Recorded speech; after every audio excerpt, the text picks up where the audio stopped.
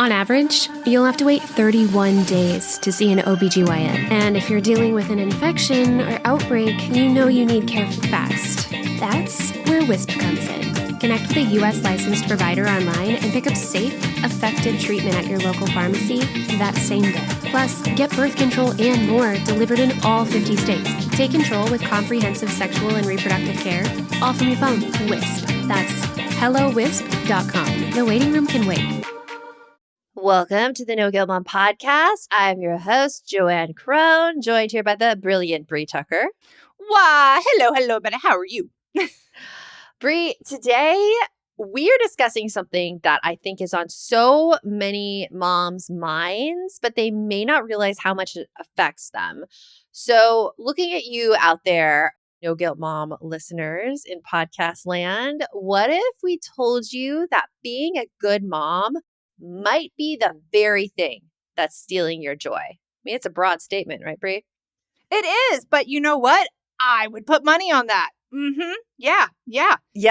So the No Guilt Mom podcast is for moms who feel overwhelmed, underappreciated, and stuck managing everything for their families. Just know that if you are in that boat right now, you're not alone. We're right here beside you. And in this podcast episode, we promise that you're going to walk away with something you can do right now to reclaim your joy, your time, your energy. And this episode, we're going to dismantle that good mom myth, which is going to give you so much freedom and your time back because you're not going to be doing everything for everyone. Yep. And then we're going to be giving you 3 steps on how to reclaim yourself. Yes. So I think having these 3 steps, having something actionable to do rather than just operating in theory, it's one of those things, Brie, where you know what you should do, but how you make that happen is kind of hazy. Yeah. I mean, and also sometimes just because you know that the rut that you're in right now isn't good for yourself. So let's say right now you're thinking, oh, I'm not being as good of a mom as my friend Jennifer or whomever, right? You know it's not healthy, but you don't know what your other options are. We're going to show them to you. Yes. So stay tuned. That's what you have to look forward to in today's episode of the No Guilt Mom podcast. Hey, if you hear something in this episode that you really relate to and you think other moms should hear, please share it with a friend. And if you're on social media, tag us at No Guilt Mom so that we can share it as well. Okay, so we're going to start by busting that myth that you have to do things a certain way to be a quote unquote good mom. And the reason we want to bust it is that I think so many of us are getting burnt out. We are so tired, exhausted. We feel like nobody appreciates all the effort we're putting in. And who are we doing it for? The admiration of our kids that don't even they're like, my mom's a good mom. Half of the stuff I could stop doing and I don't think my kids would even notice. I'm being honest. Well, yeah, and I think that's very truthful. Yeah. I often ask myself that a lot because I feel like I do a lot of stuff with the kids and they don't even notice. They just notice the things I don't do. Right. How come they never notice all the crap we do? But if we mess up on something, it's like, oh, mom, you forgot to grab. Just today, I was calling my daughter and said hey, I got to run by the Dollar Tree. Do you need anything? And she's like, Mom, I told you that I needed face wash. I told you 3 days ago I needed face wash and school starts tomorrow and I don't have it yet. And I'm like, I'm sorry. Was I supposed to just miracle myself to the store? And and right now I'm calling you and being polite. You could have just said, oh, yes, I would love some face wash. Yeah. That would have been nice. Dealing with teenagers. So much my go-to response is, you have a driver's license and you can go get that for yourself. Yeah. For sure. We understand your kids. Yeah. We understand if your kid's 8, they don't have a driver's license, but there's still stuff that you could shave off. So not only that stuff, there's also I have a mantra that in balance, one of the things we do every week, we have this rainbow planning. And in rainbow planning, we review our week, what did we do? And one of the big questions that we have is, what changes have I noticed in my mindset as I've been practicing self-compassion? In mine, I have one statement. It's been for a year, and it's a very strong statement for me. You know it already, but our audience doesn't. It's, I am enough. I am enough, because I am constantly fighting back against the voice in my head that says, oh, you didn't spend enough time with your kids before they had to go off to work today. Oh, you weren't as present during dinner chatting as you should have been. Oh, your daughter really wants to go shopping with you. Can't you spend that time with her and that money and all? And like, I know money's tight right now, but we can pull it all together because I won't get this time later. And I should be so grateful that they're here. I am enough, Brie. I am enough. It pulls people down. It pulls you down. Like I don't have those thoughts, but I am very Yeah. quick to anger, I feel, and I just get pissed off at everyone around me really fast. So it's like that's my version of guilt. It is my version of guilt. Yeah. I do feel guilty, but I also because I am quick to anger, I really notice if something's bothering me and if something needs to change right away. So, for example, I made a little reel yesterday because, get this, Bree, I saw in the parent Facebook group for the high school, all of these parents were like, where's this mandatory senior meeting? What are the details of this mandatory senior meeting? And I'm like, this was a post of 17 comments with parents going back and forth about a mandatory senior meeting. Now, keep in mind, this was not for the parents. This was for the students to attend this mandatory senior meeting.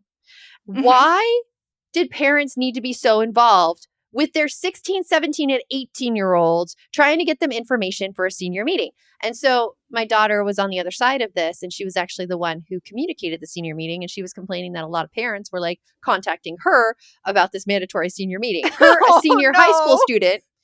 And these parents were like, there's not enough information for this. There's where is this? Where? And she's saying to herself, back off. I am a 16-year-old. What is going on right now? I know, right? So she came to my office and I'm like, I've told them all off, Camden. I've told them all off. I did a little reel about it. And she's like, what did you do? I didn't use names. I blacked out everyone. I didn't even say it was your school. I just did this.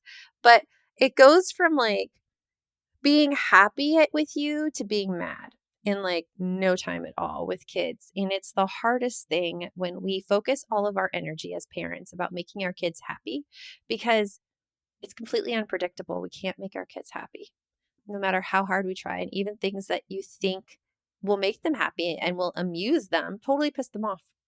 Yeah. So I have to ask, was the senior meeting senior picture on the first day? no, it was just a meeting. They run games. The seniors run games during the first week of school for the underclassmen. So it was a meeting just for people who wanted to be involved in the games. It was a fun thing. Oh my gosh, that's cool. My kid's high school doesn't do that. Yeah, student government, man. Student government. Whatever, man. It's student government. But you try to live up to all of these, and it's so hard. Another thing I wanted to share, which is bursting out of me, is that so we were having a dinner with some family and friends, and my brother-in-law was talking to me about potato day. I'm like, what's potato day?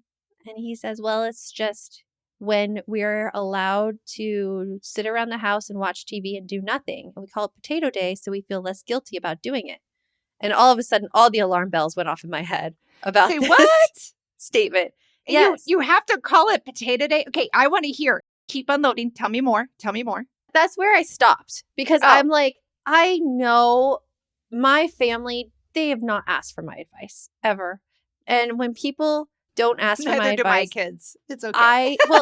But even external family members, I've gotten in trouble in the past. They've all gotten mad at me because they think I'm taking over their parenting or something when I'm doing nothing of the sort. And so I don't give my opinion in those situations at all.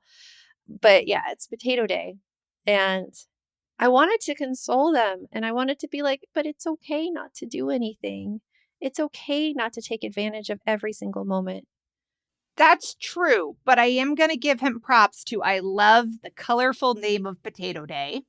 Mm-hmm. I think it's awesome because it also helps your kids understand we're having a chill day. I mean, you could have called it chill day, but he's got little ones. So I like Potato Day. I like that. In my house, that's called a lazy Sunday. Yeah.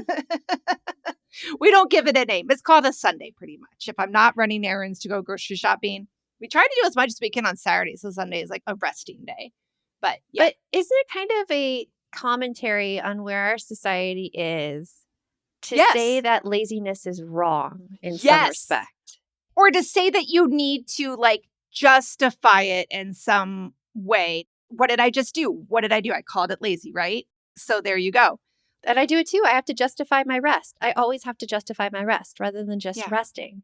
And this is something that a lot of women in our balance membership, they have to justify as well. And when they first come in, they have the hardest time giving themselves that permission to rest, to relax, to do stuff for them. And the changes that I've seen in our body doubling at 6 a.m., Brie, it's phenomenal. We have one member who used to come on at body doubling, and at the end of it, where we tell everyone what we did, she would list all of these things she did. She meditated, she journaled, she exercised, she did all these things, and then she would always end it with, "Yeah, that's all I did." We're like, hold on. You did a lot. She's ending it just period. I did this, I did this, I did this. And it's nothing like, no shame on not accomplishing more, but like absolute pride of just, I did this and I should be proud of myself for this. And it was enough. And it was enough. Exactly. Right. Exactly. I think one of the big problems is that we think that if we're not grateful 24/7, we are ungrateful the rest of the time. And that's not the case. Yeah. You can not be like loving every second of parenthood, but still love being a mom and a spouse and a friend and all of those things. It doesn't mean you have to love it 24/7. No. And that is the big You're issue. in a human in a relationship. And if that story resonated with you, by the way, by kind of downplaying your own accomplishments and not feeling pride in what you did do, come join us in Balance. You can check it out at balanceformoms.com/go. And we can take you there so that you don't feel guilty about resting and relaxing anymore. So go check that out. And coming up next, we're going to talk about when you feel a little resentment toward what you have to do and everyone around you. So, Brie, remember when we first started using Lumen and we were like, wait, what? My breath can tell me what fuel my body is burning? I know. And now it's just like a regular part of my routine. Like in the morning, it's coffee, Lumen breath check, and boom, I know if I'm burning carbs or fat that day. What I love is that Lumen doesn't just give you random data. It actually guides you, like whether it's what to eat, how to work out, or even how to manage your stress. Lumen even adjusts to your cycle or, in like my case, perimenopause. So your recommendations stay personalized even if your body changes. It has helped me understand my body on a whole new level. And no, it's not a quick fix. It's actually real insight that helps you make better choices over time. Like for me, ice cream at 9 p.m. will not help me wake up and fat burn, Brie. The warmer months are here. If you're ready to feel more energized, more in control, and more confident in your health, head to lumen.me/guilt for 10% off. That's lumen.me/guilt for 10% off. Thank you, Lumen, for sponsoring this episode. So I looked at our spending last week and I couldn't believe how much we're spending on takeout and DoorDash. Like those things add up, Brie. Yeah. And for us, it's not just food. It's class fees, it's lunch money, school pictures, band camp, school supplies, all those costs that we handle without even thinking about it. You know, I've always told myself I'd probably be better if I actually had a budget. And that's why I'm really excited to start using Monarch Money. It puts everything in one place so that we can finally see where our money's going. And it actually makes a plan. Imagine that planning. Oh my God. Same for me. No more money mysteries. I could actually figure out how much money I need, when, and where. It would just be zen. Life changing. Life changing. Get control of your overall finances with Monarch Money. Use code NOGUILT at monarchmoney.com in your browser for half off your first year. That's 50% off your first year at monarchmoney.com with code NOGUILT. I've mentioned before how much my dog Addie wrecks things. And I'm seeing this right now on my outdoor furniture. All of the couch cushions I need to replace because, I want the spot really welcoming and inviting to people. And the coolest thing that I found online to do this is Wayfair. Wayfair is a company I've been using for years to furnish all the rest of our house. I love all the different choices, the recommendations it makes. I also love the tool that Wayfair has where I could picture that piece of furniture in my space. So I can look at new furniture for my outdoors and see what it would look like. And Wayfair has so many things for outdoor seating, conversation set, lounges, outdoor sofas, so much to choose from. It is really easy to get. Wayfair delivers it to your house. And I can find the best deals on Wayfair too. There's something for every style and every home, no matter your space or budget. Shop outdoor furniture, grills, lawn games, and way more for way less. Head to wayfair.com right now to explore a huge outdoor selection. That's WAYFAIR.com, Wayfair. Every style, every home. So, Bree, last night I was dead tired, like a body ache all over me tired. And my family, we like to go downstairs in our basement and we're just hanging out down there. My son's building Legos, my husband's on his phone. And my daughter came down for a quick second until the battery ran out on her cell phone. And then she's like, "Good night, everybody." But I was feeling resentful being down there. I was forced to be down. Like, I don't know. I felt like I had to be down there around everybody else because I don't see other people during the day. Wait, or else you were a quote unquote bad mom? Yes, I was a bad mom Bad who was wife? ignoring my family, even though like every ounce of me wanted to go to bed. And I also get kind of made fun of a little bit, egged on a bit that I like to go to bed early. I do. My bed is wonderful. I love my bed. I love my bed. I love reading in bed. I love it. It's got to be hard having a family of night owls. That's got to be They hard. are so night owls because They are meanwhile night I owls. am waking up at 5:30 in the morning because that's me. And they are still snoring in bed. Yes, including the dogs. But I felt so resentful of like having to be Yeah. down there and like changing my entire chronotype or whatever you call it. Yeah. Just to be around them. And we talk about reframing that resentment as kind of an internal check engine light. Like I was feeling real guilty and it was making me mad. And I decided to listen to that and say, "Hey guys, I'm real tired. I'm going to go to bed. Good night." And that's it. No excuses. Nothing like that. I was just like, "Good night." Yeah. Yo, I think that that's perfect because like when you're having something happen and you're getting resentful or angry about something that you're being asked to do in your role as a mom. And again, we're talking about like just the everyday mundane little things, not huge stuff, which right now I'm blanking on, except for like going to your child's high school graduations where these like pop it into my head in the moment. But when you're feeling guilty about the day-to-day stuff, it's worth asking yourself that question. Like you just said, would I be doing this if I wasn't feeling guilty?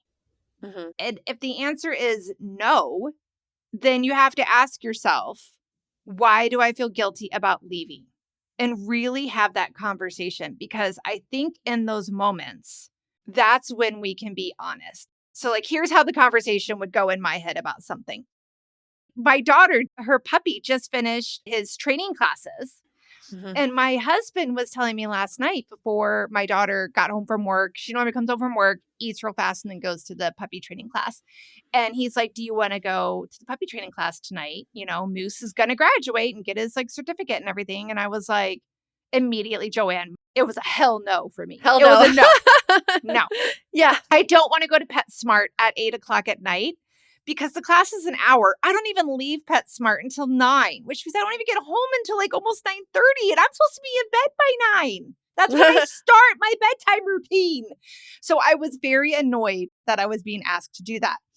And then I was like, well, no, I'm being a crappy mom. My daughter's probably proud of her puppy and wants me there and everything. And so then I was like, I don't know. We'll see. I was leaving it open. And then when it came time to go, he asks my daughter, she's getting all of her stuff ready, "Would you like some company?"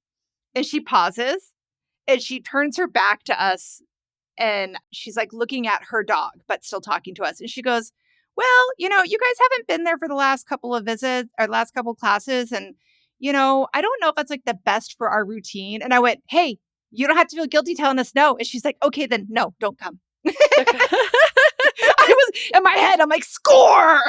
Score. Yeah. It's so funny how she tries to justify it and best for her routine. Yep. That's hilarious. So she had a point. She was like, you guys haven't been there before and not in a while. You guys only came to the first couple. And I'm afraid that if you come, you'll distract Moose and he won't pass his last test. And I'm like, okay, full point. But my point of that story is I had told myself this whole story in 1 nanosecond that if I didn't go to this class, I was going to let my daughter down. She was going to think I didn't care about her or the work she's putting in trying to train her puppy. I'm letting my husband down because he wants me to go and share in this experience so we can have this like beautiful, Polaroid family moment when Moose graduates. And nobody really gave a crap. Nobody really cared. But in my head, it was like I could see my daughter laying on the therapy couch at 30 going, and then my mom didn't come to my dog's puppy graduation. And I'm just so like wrecked from that. No. Yeah. So I have a question for you. Do you think that going through this experience will help you next time this comes up? I hope it does. Like I do catch myself. I'll often tell my husband all the thoughts I have going on in my head because he does have a tendency to be like, are you sure that's what everybody else is thinking? You're the only other person I can do that with too. Like I'll do it with you and you'll be like, really? You really think that's what they're thinking? And I'll be like, oh yeah, you're probably right. They're probably not. I should just ask.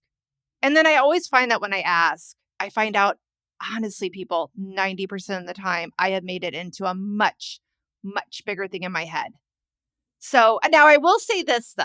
This will not work asking your kids if they want you there if you have like preschoolers or early elementary because they want you everywhere. They want you everywhere. But we're telling you right now, as parents of teens, I could ask my kids, do you remember that I came to like every like school assembly? And they'd be like, no.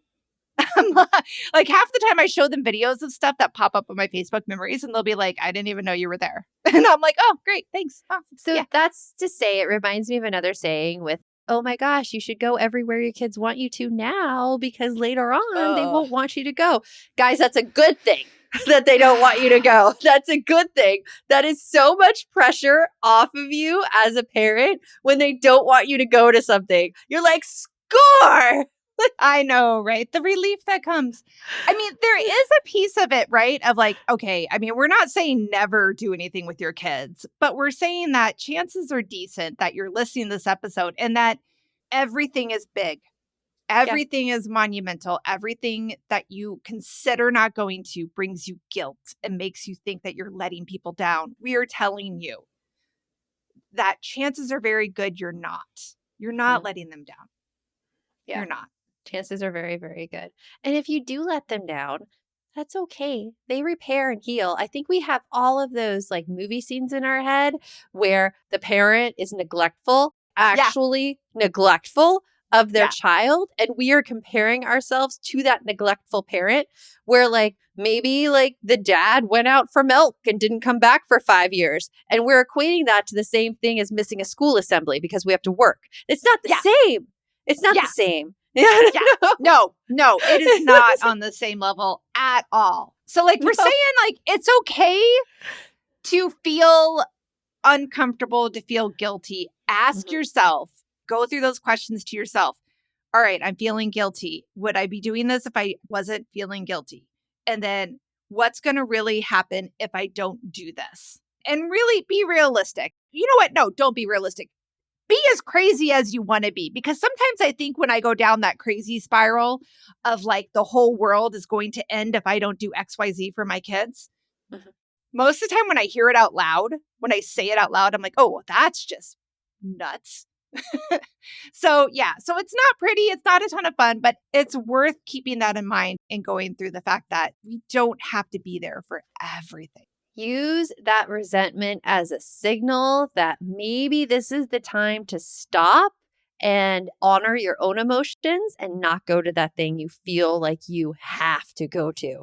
to be a good mom. And Yeah. right after this, we're going to give you those 3 doable actions to actually release yourself from this feeling that you have to be a good mom all the time. Hey, it's Paris. You know, I love sparkly things, right? Like stars. Duh. And thanks to Hilton and AutoCamp, I just slept under them. Picture me, serving looks by the fire outside my luxurious Airstream, making s'mores with the kids, while a national park is our backdrop. The great outdoors meets Hilton hospitality. That's hot. Explore all the new ways to stay at Hilton.com. Hilton for the stay. The McDonald's snack wrap is back. You brought it back. Ranch snack wrap. Spicy snack wrap. You broke the internet. For a snack. Snack wrap is back. Ba-da-ba-ba-ba. With a major selection of the looks your kiddos love, starting at just $4 in the Walmart app, a new school year means a stylish new them. Who knew? Find skater skirts and Crocs that say, I'm casual but cool. Sparkly sneakers that say, it's my classroom, you're just learning in it. And preppy polos that say, I'm the teacher's pet, even if they're mommy's menace at home. Find their favorite styles starting at just $4 in the app. The Walmart you thought you knew is now new. So far in this episode, we've talked about the good mom myth and how it's weighing you down. And then we talked about using those signals of resentment as a little like, hey, maybe I don't want to be doing this thing, and how to honor your own emotions with doing it. Now we're going to get into the actionable stuff of what to do when you're just ready to get rid of this good mom myth and how to put it into practice. So, Bree, we're going to take out our little remarkable devices. Yes. So we're making this into a little game. The first tip that we have for you is to name one thing that you're done with. So Joanne and I have not talked beforehand. We're going to write down the one thing that we resent a lot in motherhood right now. We're going to write that down first. So write down one thing that you don't like. And I'm going to hum Jeopardy for everybody. How to word this. So I'm going to word it in the easiest. Okay, I'm ready. I've been thinking about this. Okay, ready?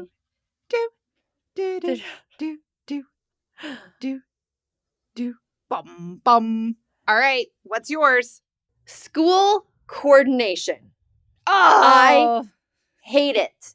So, guys, I know this episode is airing in July, but believe it or not, my kids started school July 16th. Yep. And so this week I had to go to the meet the teacher thing at the middle school. And I like doing that. I like meeting the teachers. I like seeing who my son's involved with. I like that. What I don't like is the list of 10 to-dos the school sent me home with these forms to fill out for like the annual emergency card thing, how to register your athlete, mark down this date on your calendar, go school supply shopping with all that. Like there are so many things to do in regards to my kids' school. It's just, it really makes me rethink what I ask parents to do as a teacher, because I'm like, parents, you have your own lives. You have your own lives. Well, I am going to say that the school coordination and what school has become, like a couple of people that I love to watch on TikTok, Instagram, on Reels is like the Holderness family. I especially love it when they do like parenting, getting ready for school in the 90s and getting ready for school now. And like, oh gosh, there's another one. I forget what he's called, but he does a lot of that too, where he's like, we'll go back to like what parenting and like what the supply list looked like when we were starting high school. Like, I don't ever remember my parents ever coordinating anything for me once I hit middle school. It was my job. And that included me coordinating a ride with them to go to the store to have them buy the school supplies that I needed for the year or for that school year. All of that was on me. And I never thought twice about it. And I've told my kids, that's how I've raised my kids, is that once they hit like junior high, it's not that I didn't do it. And I would check in with them like, hey, we haven't gone school shopping yet. Have you gotten that list yet? When do we need to go? Or I'll be like, hey, I got the list. When are you going to go? Just because I think they kind of need to have that, like a little bit of learning. They do stuff. a little bit, yeah. Yeah. I don't mind it piecemeal, but it's like all of the things coming at once. And then maybe it's also the pressure from other parents. And you don't even realize it's pressure. You see the Facebook groups, the parent Facebook groups lighting up with, oh my gosh, have you done this for your child? Oh my gosh, have you done this for your child? And you immediately feel like you are failing your child because you are not doing these things, even though logically I know that I am building my child for self-confidence and self-assurance, and I should not be doing these things for my child. And yet, I Here I still am. feel like I should. Well, You know? I'm going to tell you, stay away from those Facebook groups for class of 2026. You don't want those. I've They're been in too it. much. I've been in it. And like, it's funny because someone else was like, you should see the college parent groups. I'm like, there's college parent No. Facebook groups? I will not No. touch that with that because I will not they do will it. unlock new concerns and fears that I didn't even know existed. No, I will not be joining those. My brain is going off on its own. Okay, you ready for my thing I'm going to get rid of? Yes. I hate the most right now. Making dinner for the rest of my life. For the rest of my life. I am extremely angry about that. And that's another thing I've seen on social media. I know I'm not the only one that did not sign up to cook for the rest of my life. My God, like I am so sick and tired and done with it. So done. It's So especially hard too when you're not just cooking for yourself, you're cooking for other people. And then the other people aren't falling down at your feet and worshiping you for cooking dinner, which should happen. I mean, what you truly. get is they poke at it and what's this? Like, okay, so like last night, it was my night to cook dinner. And honestly, like I help cook dinner most nights, but my husband has been really amazing this last few weeks because I've been working later in the evening. So like he's had to pick up on the dinner, which is fantastic because he knows how much I hate it. So thank you, Miguel. I love you. Mwah, mwah. You're amazing. But with that being said, last night I was making dinner. It was a buffalo ranch bacon, yummy, yummy thing. But I knew my daughter wouldn't eat it if it had onions or cilantro or if it had like the buffalo sauce. So while I was making it, I like stopped halfway through, put aside a small section for her, and then made the rest of ours. So like, even though I did that, I still got like all these like scrunkled up nose and question, what was that? What did you make? Is that a tomato in here? Did a tomato get in mine, Mom? You know, I don't like tomatoes. I'm like, you know what? How about a thank you, Mom, for making this separate for me and remembering that I don't like buffalo and remembering I don't like tomatoes and onions. So it's true. No, it's true. Yeah. That's what it should be. It should be falling at your feet and worshiping. I swear. Yeah. Like I'm not being sarcastic. Making dinner is such a hard thing. Really, they should. And nobody ever told us that we were going to have to do this for the rest of our lives. And I don't think that we should. I think that, I mean, one thing that does make it easier in my household, and I got this lesson from you, is that we all take a night of like cooking. Yeah. So that way, no one person is responsible for more than like, because in our house, we've got 4 people. So no one's responsible for more than 2 days of cooking at most. That relates to our next step. So first step is, just to recap, write down one thing you're done with, just like Brie and I did. And the second step is to make one imperfect change.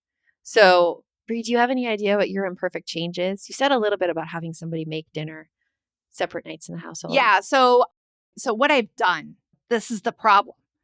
When my kids who are in high school say, oh, I'm really busy, Mom. I've got to work this class. I really want to go see this friend tonight. I know I was supposed to cook dinner, but can we change it to another night?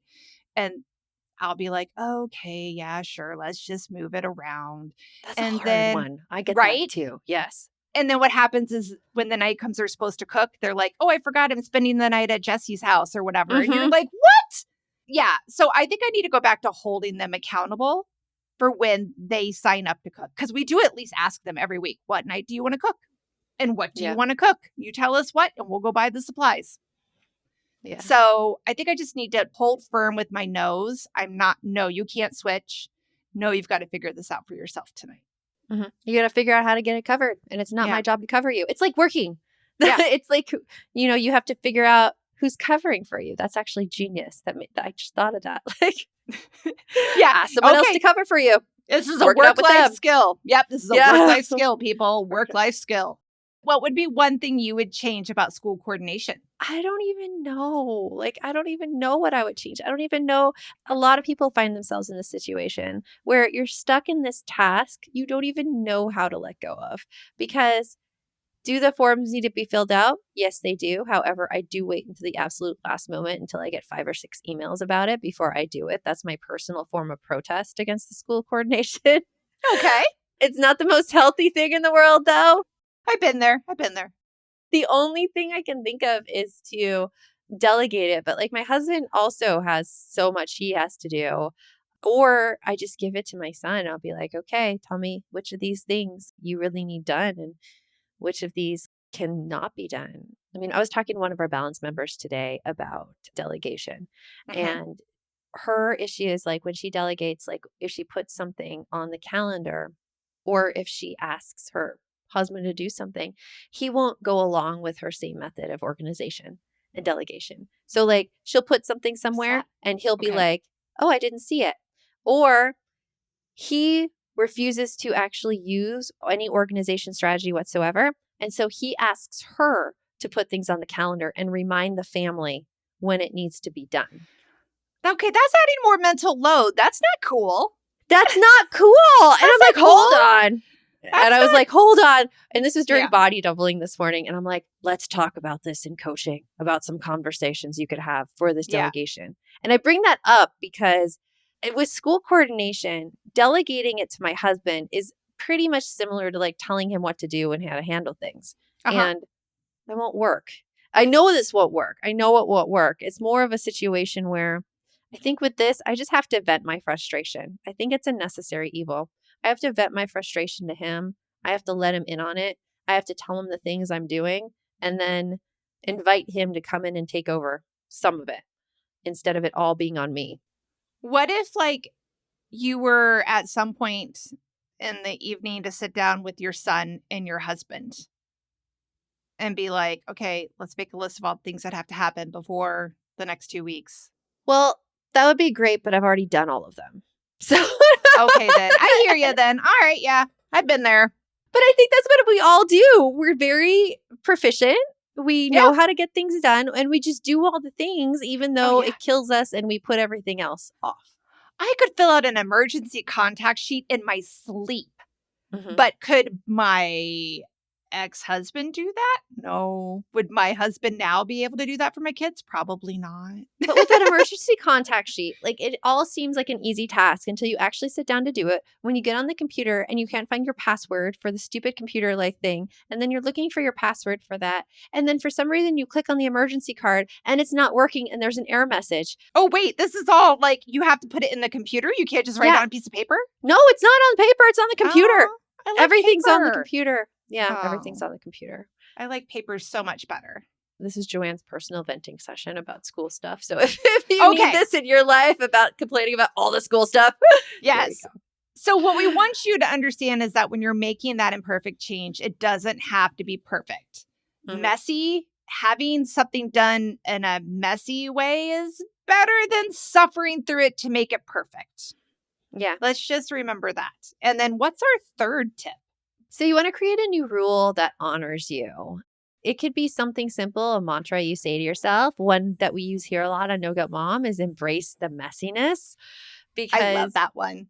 Yes, because everything is messy. Nothing is perfect. I think that's something that through like this whole school coordination thing, it is what I've told myself. I don't get too down on myself for not doing the things because I'm like, this is messy and I don't do the stuff and I get reminded of the stuff that's necessary for me to do. So works out. And I can also guarantee you that odds are really decent that nobody at the school even realizes that you haven't done it. Those emails that are going out, they're going out to so many parents. Nobody's going to be like, Sarah's mom still hasn't done this yet. Most of the time, they don't even know. And also, if they are all bent up about it, what are they getting bent up about? You not completing a form? Why are we caring? Like, well, okay. So I said that a little harshly. I said that, why are we caring a little harshly? Because, guys, I got to let you in on a little secret that when Bree and I are coordinating the Happy Mom Summit, we have a naughty list of people who don't fill out forms on time. We do. I so do. That's my way to be like venting when you work by yourself. Because I can tell my dog, but he doesn't get it. He doesn't empathize with me. No, but like the naughty list on our end is how Yeah. we stay mentally sane. And Yeah. it really has nothing to do with the other person. I'm sure I'm on Oh, many yeah. naughty lists myself for the amount of forms I don't complete. Oh my gosh. And it's fine. Everybody, like, we all know that stuff is happening. So just Yeah. know it doesn't have to be perfect. It could just be saying no, being more accountable, doing something better done messy than done perfectly. Perfect. Yes. Yeah. And it's something that we talk about in balance all the time. Yeah. And this month in balance, guys, we're doing balance bingo where it's like rest is part of the bingo squares. Like you rest and you get prizes. I love It's it. genius. Yes. It's one of my favorites. Like we have squares on there that's like eat a piece of chocolate, go to Target by yourself, buy something just for you, and don't buy anything for the kids or the spouse. Yeah. Just for you. Since you made it to the end of this episode, Brie, I want to give them like a little bit of a treat for it because we Okay. talk about our balance membership a lot.